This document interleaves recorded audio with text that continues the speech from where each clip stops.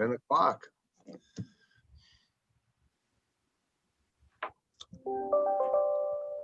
And we are now live. All right, welcome to the, whatever the day is, the 27th of October policy session. And do we take roll? No. Yes, Okay, I'll do it. Chair Bernard, here. Commissioner Fisher, Here. Commissioner Schrader, Here. Commissioner Humberston. Here. Commissioner Savas is not able to be here this morning. All right, if you're ready then, we'll begin. We'll start with the wildfires update.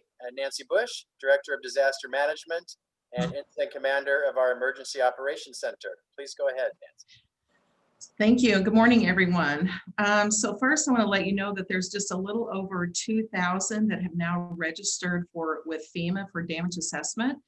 And that is just here in Clackamas County. We still continue to get some of those registrants in. And some of them really had to do with the wind damage that we had over the weekend prior to the fires. We also have FEMA doing a site visit today. They're actually going out with some of our crews with the roads department. They're going to be looking at damaged trees as well as some of the damaged properties that are out there as part of their assessment that they're doing here in Clackamas County. So I think the big news is really about the e-board and the update that we have from Friday. So from my understanding, and I haven't watched everything, but I have talked to a couple people at DEQ as well as EPA and ODOT, excuse me, and I'm looking for the written notes, but have not found those yet. But the e-board did agree to start with $50 million to get ODOT started on contracting. So they're looking at doing all of the dangerous trees possibly for everyone. We talked to them a little bit about if that might look a little bit different here for Clackamas County and how they would still support that. So we're talking through that piece in particular. Also at the e-board, they did agree that if FEMA approves that they will do private property, that the state will pick up those costs related to that, will front the cost, which means that they would get the FEMA reimbursement at either 75 or 90%. And then they would also pick up either the 25 or 10% of the match. So we're learning more about that as we move forward. Of course, they will have to have agreements here for the counties to sign for the 8 counties, I believe. So that's just really fairly new, and we're trying to work through those issues, and we're still having a lot of conversations about that and what it looks like here. So Nancy, when you were talking about trees in the right of way? Yes. Okay. Yes, trees in the right of way. And we do have our most dangerous trees have already been taken down by our own roads crews, which will turn into FEMA as well for our reimbursement there. But they are talking about the trees in the right of ways. Yes. So ODOT would be doing the contracts for the state if this all goes as planned. And then they'll work very closely here at the local level to get everything done and to move things through. One of the things a while ago, you guys, the commission did agree that we would ask for FEMA to approve us for the private property. They're now asking for a letter, which I will sign, but I will share that with you guys as well. It's basically what you said that yes, we could do, but they're just asking for a letter from each county. So I'll be signing that on behalf of Clackamas County unless there's an issue that you don't want me to do that. But it's basically saying, yes, we want private property cleanup. And we did get information today from the U.S. Forest Service stating that they have cleaned up a lot of the fallen debris from the windstorm and the Mount Hood area in particular. And they're slowly opening up more and more of their the trails and things like that up there. But they are asking people to be very, very careful as they go out into the forest and the parts of the forest that are open. So we're working closely with them to make sure that that information gets out. So that is my wildland fire update. Ken has a question. Yes. Is there a website that people can go to for detailed information? For the For the US Forest Service? Well, for the FEMA e-board and FEMA stuff. I'm trying to find that, not yet. When So when you get that, would you send it to me, please? yes, Chris Lyons usually gets that to me when they get the written notes out. And we haven't seen that yet, but certainly I will let you know when I get it. Thank you, Nancy. Well, that's good news. Yeah. Yeah. Very good news. Great. Just a lot of details to work out still, but good news. Any questions on the forest or the fire stuff? I don't see any. Go ahead, Nancy. All right, Nancy, Oh. coronavirus update, please.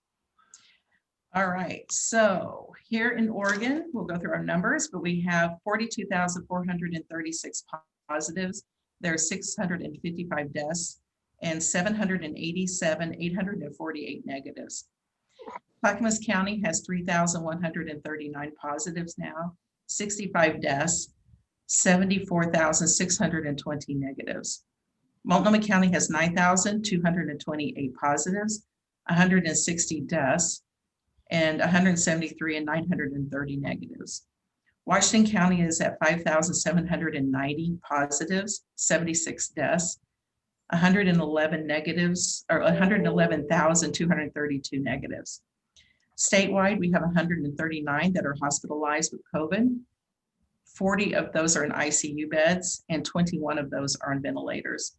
We have 199 ICU beds that are available statewide and then 741 ventilators. So the case count for the week of 10/19 through 10/25 is 204, which is the highest that we've ever had here in Clackamas County. We are at 48.2 per 100,000 as well, which obviously is the highest that we've had here as well. We are now working 53 outbreaks. 22 of those are in the workplace. 4 of those are food and farm. 21 of those are long-term care facilities and retirements. There are 3 in daycares, 3 in schools, 1 in a religious facility, and then healthcare, social, and other are all at 0. And again, that is for a total of 53.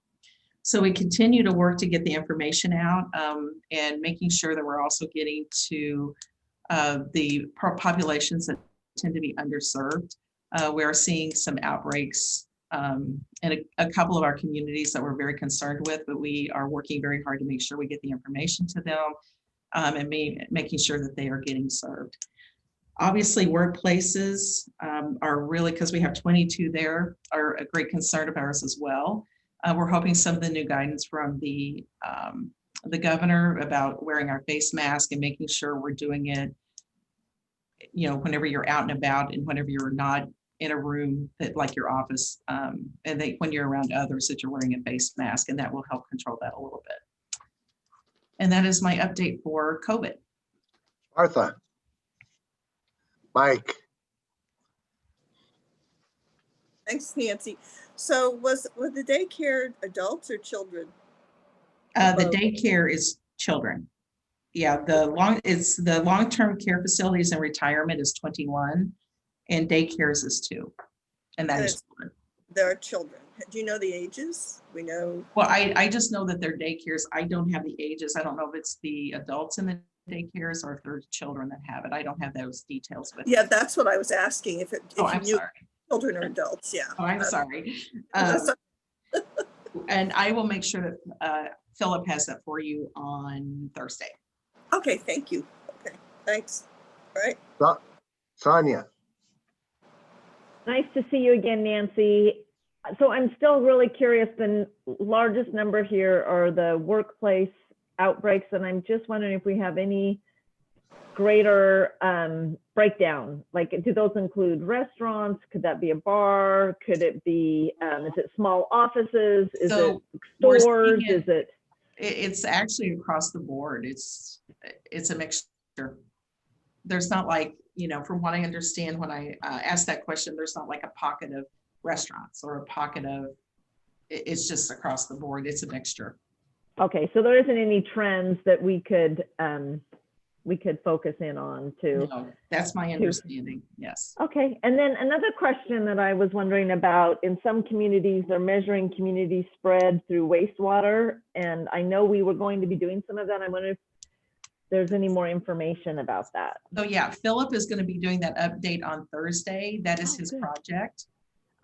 So he definitely, and I'm willing to let him do that. So he is going to be doing that on Thursday. Oh, thank you so much. And then my last question, Commissioner Schrader and I had a listening session with families last night regarding kids and the pandemic. And do you have any updates as to, I keep hearing some rumors that the governor may be looking at new metrics for schools or looking at things being different. Do you have any time frame or any more information about what her plans are?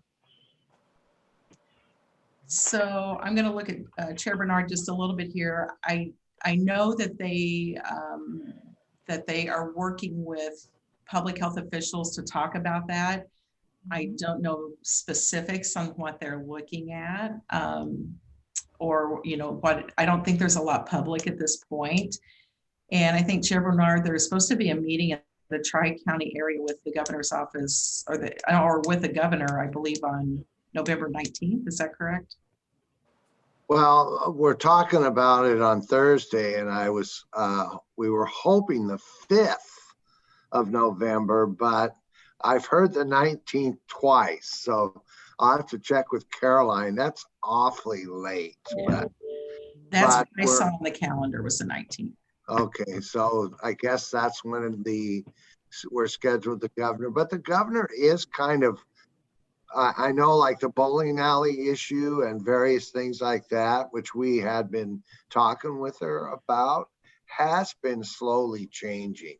So she is definitely doing some changes in the metrics. Yeah, it is the 19th. So yeah, we're going to meet with the governor the 19th. Physically meet with her, the three of us. So yeah, so Commissioner Fisher, I do know that it's all in the works, but I don't think a lot of it is, I don't think any of it's public at this point. Okay, well, maybe we can strategize, Gary. I'm not sure best time to strategize how we can have some official advocacy on this issue with the governor, because we are really, I don't know. I know Commissioner Schrader and I have heard from families. I don't know about the rest of you, but people are really kind of at the breaking point. And there was a quote, how do we learn to live with this virus? And we have to kind of figure this out when it comes to especially, our kids. It seems like we're figuring out some economic things and how to live with it, and leaving kids kind of behind. So I not think sure a right approach, Gary. You might have a suggestion on what we might do for that. I think it's how do we not die with this? Yeah. How do we live? How do we do things safely, not die with the virus, and learn how to live with it? How do we do it? That is part of the discussion with the governor. And I'll know more on Friday, and we'll let you know when we hear something. Okay, because even just if we, Commissioner Schrader and I compiled just what we heard last night from our constituents to share with the governor, that might very informative and helpful information about what families are experiencing in our community. Well, let's get that to Caroline, and maybe she can share it with chairs, and we can share that with our health folks. Okay, that sounds like a good plan. Martha, and then I see Ken. Yeah, I just wanted to make a couple of things I picked up on last night with Commissioner Fisher. Was part of the issue is the infrastructure, like we've talked about. How do you sanitize? Okay. And how do you manage classroom sizes, I think, is another huge piece of this, because sanitation size, so there's a space issue.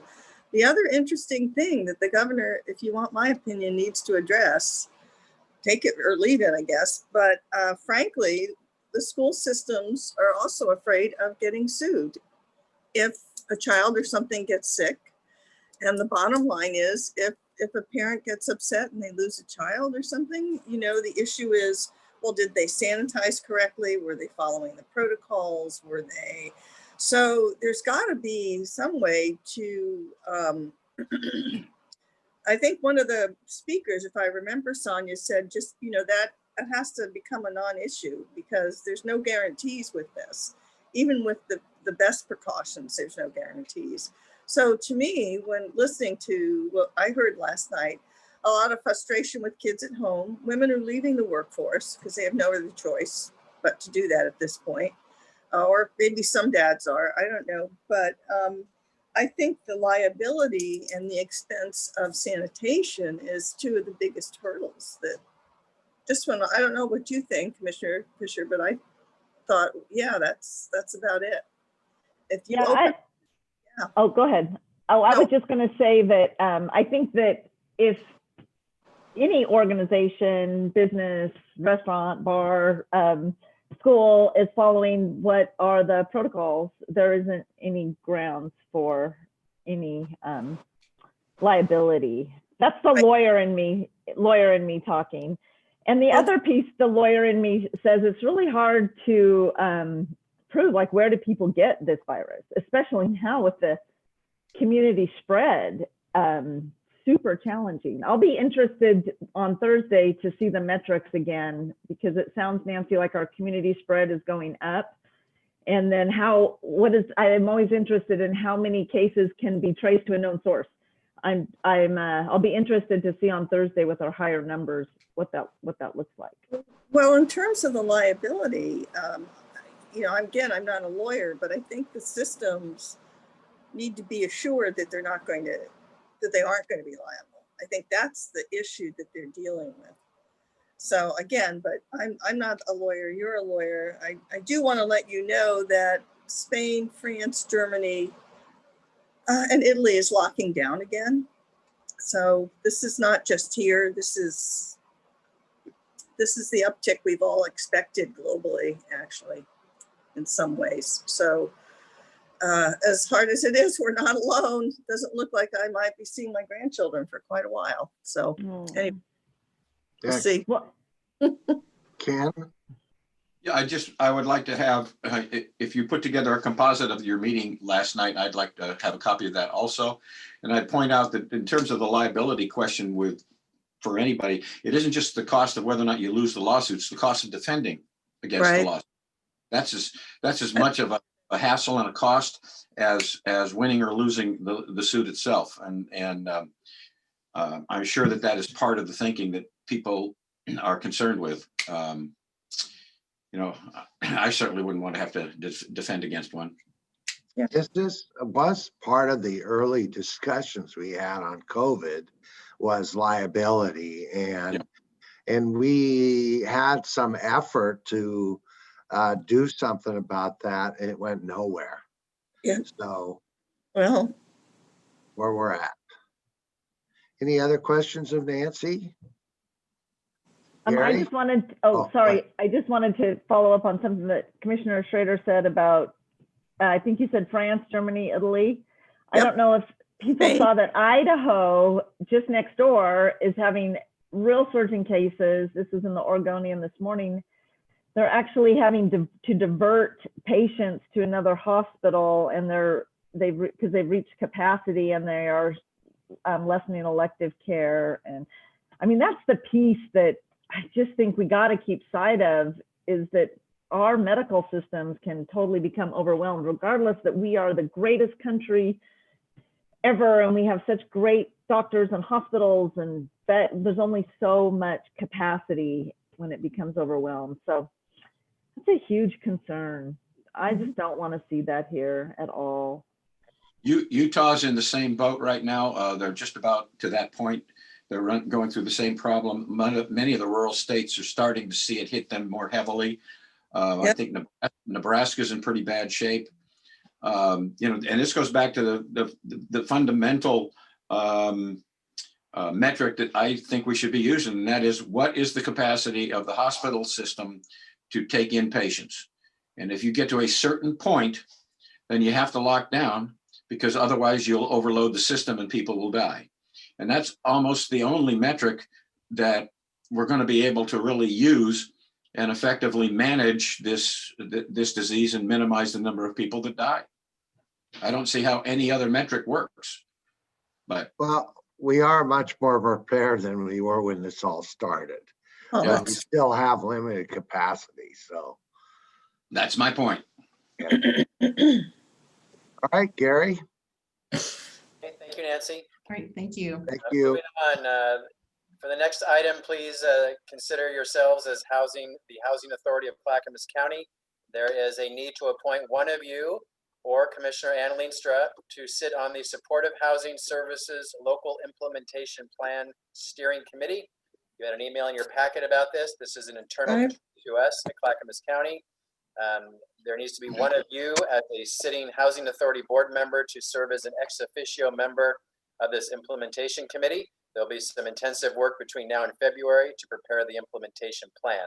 So are any of you interested in serving in this capacity? Sonia has her hand up. Question?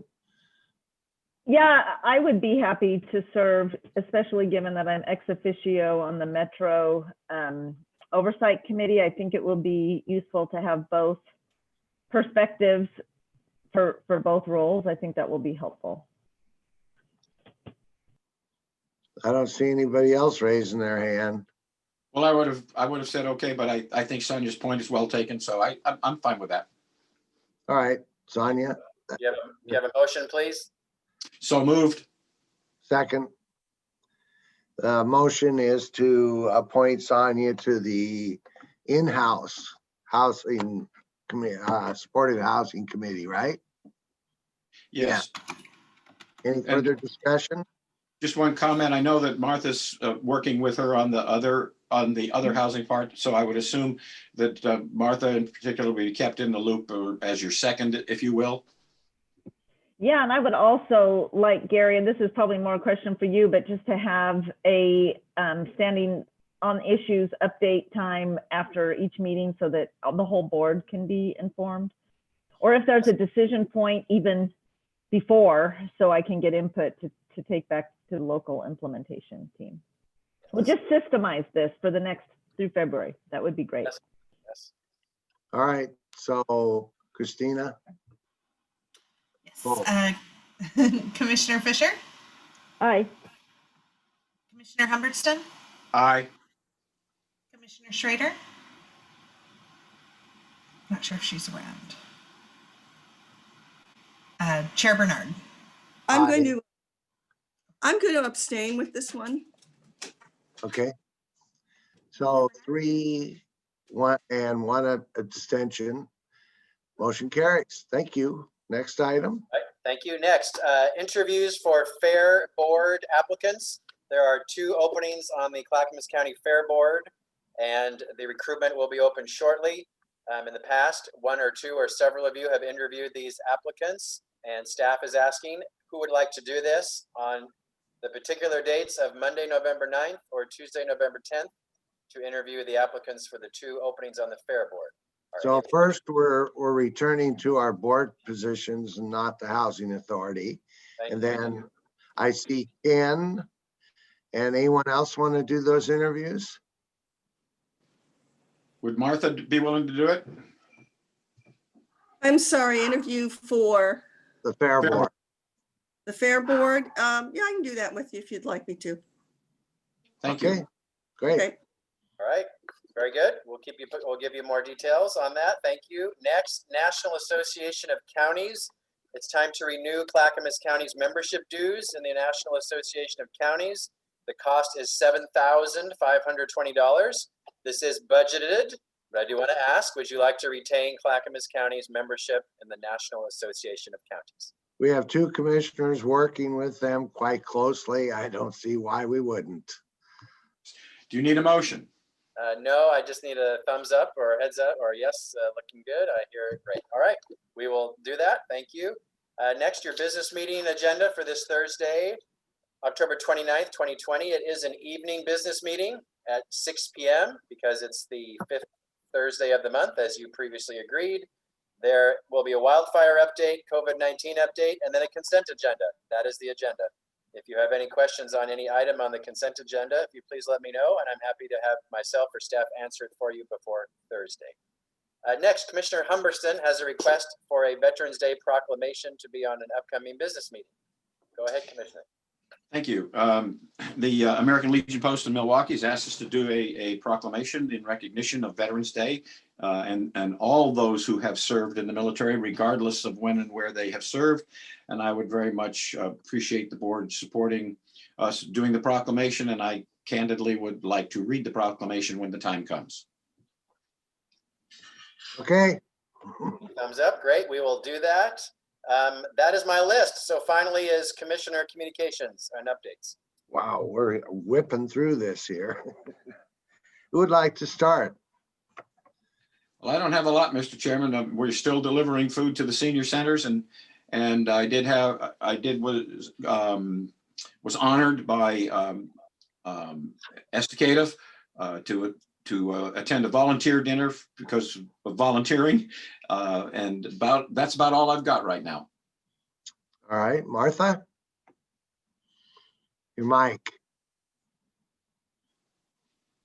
I've been working with the Clackamas River Basin Council and Dave Bugney and a group of biologists on a Clackamas River conference planning. And my role is to find and talk to policy folks who can talk about public policy when it comes to the river health and all the work we're doing. So that's going to be ongoing for the next year or so, it looks like. Other than that, like I said, Commissioner Fisher and I had that meeting last night with folks. It was very interesting. There were no surprises. There was a big need for daycare, kept popping up, I think, because that was another issue that people were dealing with, trying to work at home with small children with that. And other than that, I don't really have too much else to say. So, great. Thank you. Sonia?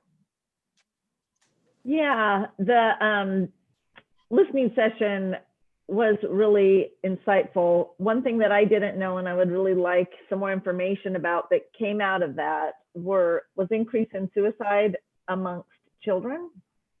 And there was an email that came in. I was going to ask Dylan to send me a copy of all the emails, so maybe I could email back the person that had mentioned that. But I think that's something that as a commission, we just need more information about. So if Gally could come and maybe talk to us, I think that might be good to see, you know, what's the effects of this pandemic on our youth, which might be a good thing to do. That was surprising to me. I hadn't heard that there'd been an increase in suicide. I don't know if that's statewide. I don't know if that's Clackamas County. I don't know where that came from. The other piece that I've been, I don't know, I'd love to hear from other commissioners if you've been fielding calls or concerns about election security, about civil unrest after the election. There was a, Commissioner Schroeder, I don't know if you heard about the Rossman Park protests that happened in Lake Oswego. There was a lot of internet communication or social media communication about that. It's really impossible to even figure out what actually happened because people claim things and other people claim, well, yeah, this isn't a real person that's talking. This is a bot. This isn't a real person. This isn't true. I was there. I know. It's so difficult. People are conversations I've had of people feeling uncertain and insecure. It was about a block from my house and it seemed peaceful enough. I mean, a couple blocks up. Okay. I didn't hear, I mean, I heard people, there was law enforcement, you know, kind of surrounding the area and nothing really seemed totally out of hand because I had to drive, around it, but so that's about what I know about it. I would be extremely concerned about security because of Russian and Chinese interference, quite frankly. I think that's ongoing. And I think there's a lot of odd things potentially going on out there, but that's a federal issue. I don't know what we can do about that. I mean, I'm not really sure.